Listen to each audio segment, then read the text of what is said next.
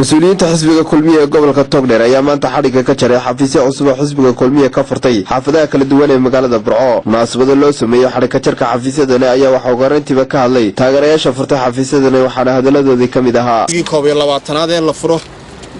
waxa ila joogay marka xogayihii gobolka ee xisbiga iyo xubnihii fulinta gudoomiyihii campaign-ka كنتنا شرفت لك عندك ما أنت ناطمي كنت سودا وين حفظك نور فرن هذه أدوم هالسنتين حفظك سودا وين حفظك ويا لا لفلة سبن ويا حفظك لفلة سبن كسودا وين سوى نكسر كسودا وين sidoo kale waxa iyaguna ka hadlay munaasabadaha loo sameeyay xaraka jarka xafiisyada qaar ka mid ah mas'uuliyiinta xisbiga Kulmiye ee gobolka Togdheer iyo gudida campaign-ka xisbiga Kulmiye waxayna uga mahadceliyeen taageerayaasha furtay xafiisyadani waxaana hadaladoodii kamid ahaa. bismillaahi raxmaani raxiim aad iyo aad u mahadsantiin waxaan u mahadnaqayaa taageerayaasha balaaran ee xafiiska xamarta looga furay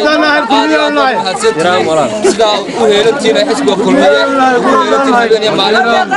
Kulmiye ma nihin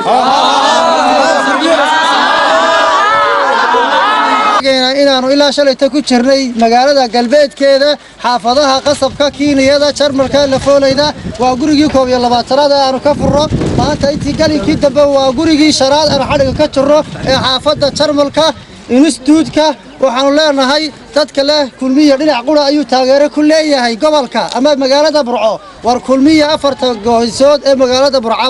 waa ku awood badan yahay waanu joogaa waanu ka furanayaa xafiisyadiisa waanu ka furan doonaa ismana taagayaan ilaa maalinta codka lagu guraayo halka waxaan uga salaamayaa dadkan hawlkarka ee wada shaqaynta fiican muujiyay